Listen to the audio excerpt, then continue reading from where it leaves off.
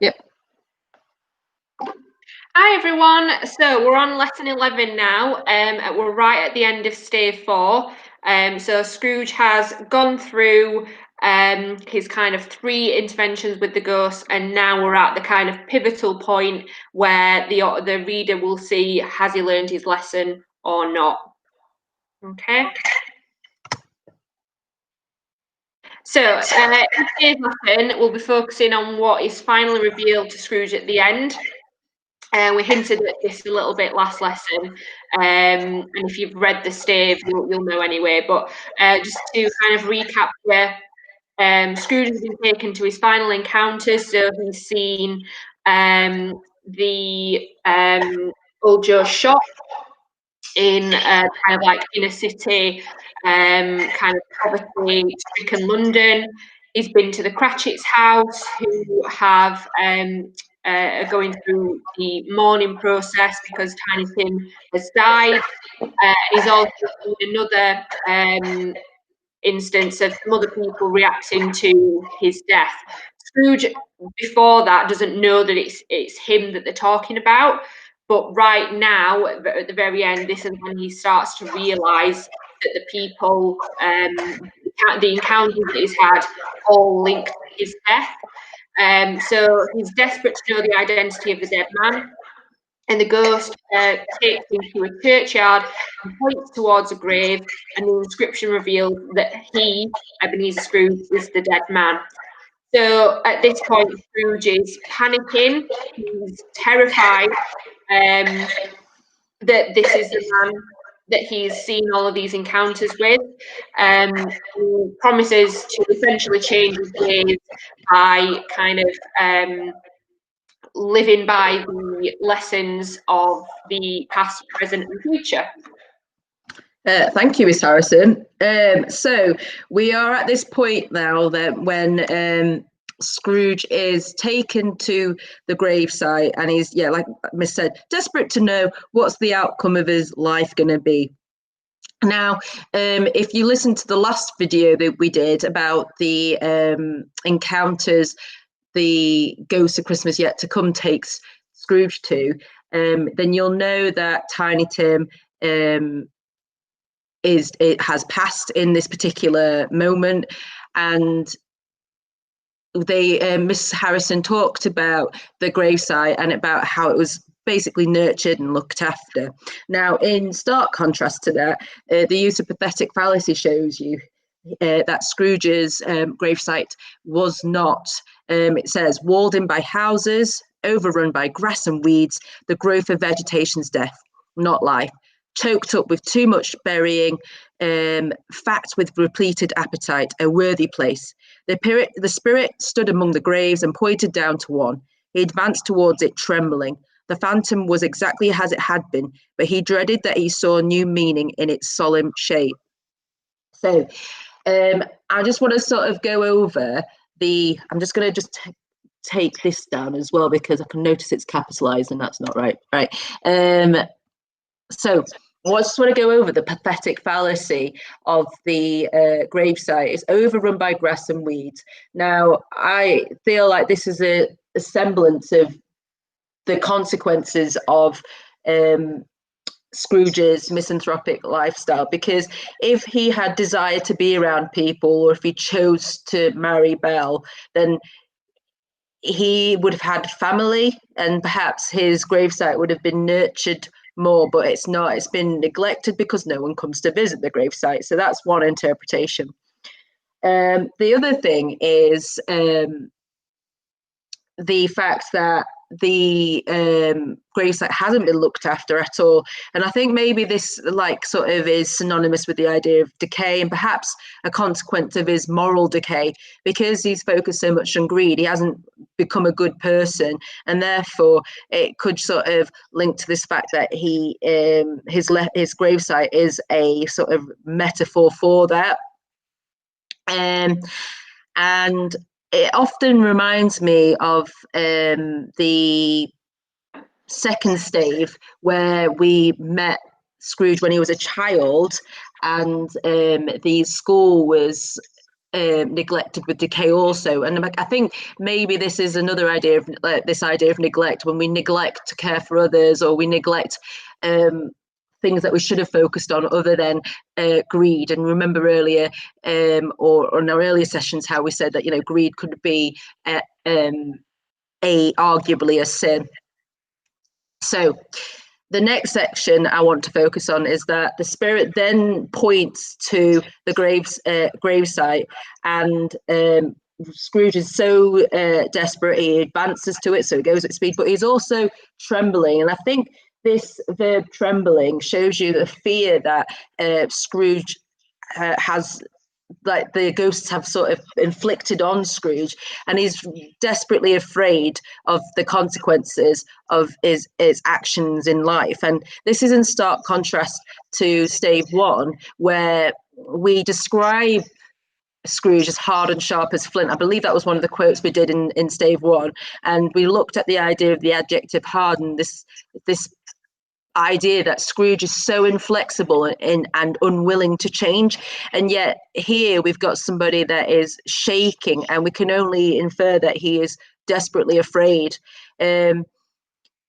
He also takes new meaning in its solemn shape. And Miss Harrison, when we were planning what we were going to say, Miss Harrison was saying that a good point is that actually the fact that he's taken on new meaning shows you again another interpretation that it has changed, because he's, instead of, I guess, you know, when he met Marley and he was refusing to acknowledge that Marley existed as a ghost, and that he was a piece of undigested beef. And then we've got this here that he's taken on new meaning in his solemn shape, that there's a level of seriousness to the message and the why he believes his ghosts of yet to come has visited him.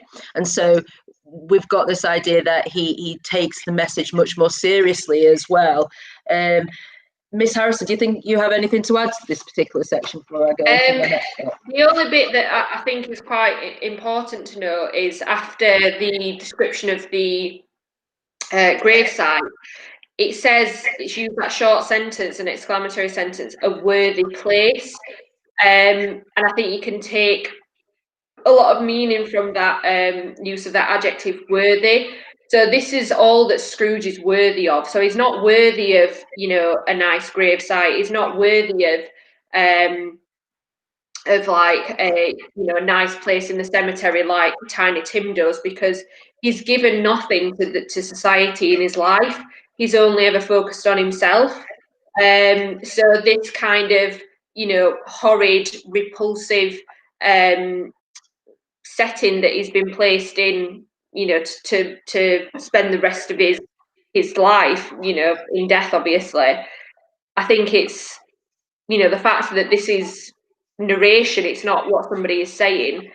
The fact that Dickens is saying it's a worthy place, almost, again, is kind of showing the audience, this is all you're worth in my eyes. You know, you're not worthy of respect, you're not worthy of love or gratitude. You're worth very little in my eyes. And I think that contrasts quite nicely to what we've seen earlier on, where Dickens' obvious, you know, sympathies for the working class comes through with Tiny Tim and his gravesite. So yeah, that's the other thing. Oh, that's a really good point. Never thought about it like that. So I like one more thing to think about this section is the imagery of walled in by houses. And I think, like, I was thinking about the idea that perhaps there's a danger that he's trapped in this situation, and that's what he's afraid of as well. And the alliteration and all the sibilants, because it's got two sounds, solemn shape, could allude to the next quote, because we said in the last presentation about the Christmas of yet to come, about how the description of the this ghost is much more vague than the prior two ghosts, and I think perhaps that's the idea of if this like ghost is linked to future, it's about the uncertainty and the decisions that we make. And so I think Scrooge has taken a lot more. He's a lot more open to changing, and this is the bit that I want to talk about, because he says, "Before I draw nearer to that stone to which you point," said Scrooge, "answer me one question. Are these the shadows of the things that will be, or are they shadows of the things that may be only?" Sorry, I should have just going to put a capitalization there because it's going to annoy me. Right, answer me, and then I want us to focus on the rhetorical question. So we can see here that Scrooge is now invested in his changing the outcome of his future, and the modal verbs will and may show us this. If we look at the modal verb will, it's this idea that everything that he's done is set in stone, and there is no is walled in by his choices. There's no getting out of it.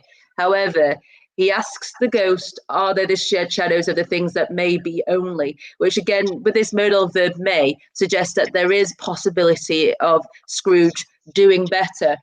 Okay, and then the ghost pointed to the grave which it stood, and then Scrooge says, "Men's courses will foreshadow certain ends to which, if persevered in, they must lead," said Scrooge. "But if the courses be departed from, the ends will change. Say it is thus with what you show me." So this metaphor is basically just talking about the journey of life. That if we take a certain journey like Scrooge, that the idea that he just made all these choices and it's led to him being sort of this selfish person, then of course this selfishness is going to lead to people sort of staying away from you, not liking you, and therefore he's going to die a lonely death, and that's what he's terrified of. But he again says, can we change it? Can we modify this? And that's what the bit he's sort of really invested in. That's the bit that he wants to sort of know, because if he can change even in his old age, and because he's such, I mean, like I said, if Scrooge is somebody that's transformed after this whole experience, then anybody can, because he is somebody that's described as the most miserly of people, the most selfish of people, the most lonely. So he is at this point, I would say, almost fully transformed. The only bit you need to see is if he acts upon what he promises at this point, because like we said, people can be all talk. So Scrooge all talk just because he's scared that he's going to die alone. We need to sort of know later on whether he's actually going to act upon and be nicer to people. So at this point, we just know that he's desperate to change. Is there anything to add to that, Miss Harrison? No, I think you've smashed it again. Thanks. Thanks. I love all the positive affirmations. Makes me feel a little better. And so this is Miss Harrison's bit. I'm just going to do a really great analysis. So this is the very end of stave 4. Okay, so this last bit is the last thing that is said. I'll just read it quickly, and then I'll just go through a few bits to pick out. So Scrooge says, "I will honour Christmas in my heart, and to try and keep it all the year. I will live in the past, the present, and the future. The spirits of all three shall strive within me. I will not shut out the lessons that they teach. Oh, tell me I may sponge away the writing on this stone." In his agony, he caught the spectral hand. It sought to free itself, but he was strong in his entreaty and detained it. The spirit, stronger yet, repulsed him. Holding up his hands in a last prayer to have his fate reversed, he saw an alteration in the phantom's hood and dress. It shrunk, collapsed, and dwindled down into a bedpost. So, just following on from what Miss Wan said then about the use of the modal verbs here, you can see that he's using the modal verb will repetitively throughout the first paragraph. So, I will honour Christmas in my heart. I will live in the past and the present of the future. I will not shut out the lessons that they teach. So, obviously, we've got this idea of certainty. If you will do something, it's this idea that you're certain that you're going to do that. So it's kind of Scrooge, again, kind of reiterating to the ghost who won't speak to him that, you know, these lessons aren't just going in one ear and out of the other. Like he said, I will not shut out the lessons that they teach. So he then says, right sorry, just going back to the past, the present, and the future. The spirits of all three shall strive within me. So it says, if you strive for something, you kind of, you work for it. So it's this idea that Scrooge recognizes that, you know, it's not just these encounters and then he's redeemed. He needs to work on himself and making sure that he works to keep up the lessons that the spirits have taught him. So I will live in the past, the present, and the future. You know, again, it's showing that he's not just focusing on one bit. He's not just focusing on the future, because that's what scares him most. He's focusing on the lessons that he's been taught previously by the other ghosts. So then we've got right at the end, oh, tell me I may sponge away the writing on this stone. So we've got this use of the exclamatory sentence there, which shows kind of, it's not just showing Scrooge's fear, but also his desperation that he can change his fate. You know, that he can wipe away his name on the gravestone, and that he won't, you know, end up dead on the 25th of December. And then we've got in the second paragraph, in his agony, he caught the spectral hand, it sought to free itself, but he was strong in his entreaty and detained it. You know, we've got this use of the verb agony. Sorry, it's not a verb, is it? It's a noun. In his agony, you know, if you are suffering in agony, it's this idea of pain. So he's, you know, he's so fearful of his future and what it might be that he is physically suffering. And he's kind of clutching on to the spirit to kind of show him some hope and show him that, you know, these aren't things that necessarily will definitely happen. But again, we kind of see that Scrooge has lost his power here. And that, you know, it ends with, in that paragraph, the spirit stronger yet repulsed him. So, you know, even though Scrooge is learning, the spirit still has the upper hand. And then we've got holding up his hands in a last prayer to have his fate reversed. I think this is really important to note, actually, because we haven't really seen any, you know, connotations of religion or any kind of religious reference to Scrooge at all. We've seen it in other people, for example, him and Fred, but we haven't seen it in Scrooge. This is the first time in the novella that he has kind of sought out any religious help. So I think this is important, and this is when he sees the alteration in the Phantom's hood and dress. So if we go back to, you know, what we've said previously in other lessons, remember Dickens wasn't against the church in terms of its spirituality, but in terms of the fact that he didn't think they were doing enough to help those who were less fortunate. So you could kind of see parallels between the rich upper class, i.e. Scrooge, and the church. And the fact that, you know, Scrooge is now holding up his hands in a last prayer, he's kind of realizing that there's more to life than just kind of looking the part. He has to take on lessons and kind of morality teachings from what the ghosts have shown him to reverse his fate or to alter his fate, so that he won't end up dead.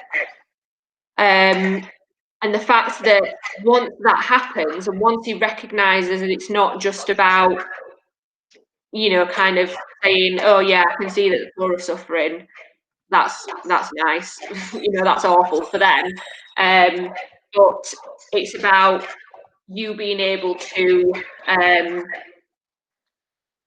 act upon that and what am I trying to say? act upon it and kind of help those who are less fortunate, that's when the spirits have kind of realised that Scrooge has learned from what they've taught him, and that's when the spirit disappears and it shrunk, collapsed, and dwindled down to a bedpost. So, yeah. Have you got anything else to add to that, Miss One? Yeah, so do you think there's no need for the ghosts to teach him anymore, and that's why they sort of, like you say, the phantom sort of just sort of, like you say, collapses. There's no need, the purpose is gone now. He's learnt his lesson, and I think you know, this idea of him quite interesting, because it, you know, links to this thing that the child woman says, you know, this is the judgment I have on him, and this bit here, oh tell me I may sponge away the writing on this stone, and he wants to take away the sort of the sins that he's committed. The idea of a sponge is he's trying to cleanse himself of any more wrongdoings, which I guess shows you, like, you know, it's never too late to change and become a better person. And this idea of, yeah, and I think, you know, the actions that he takes later on stave 5 is that starting of that, like, catharsis or cleansing approach, I guess. And, you know, he says, I will try and keep it all the year.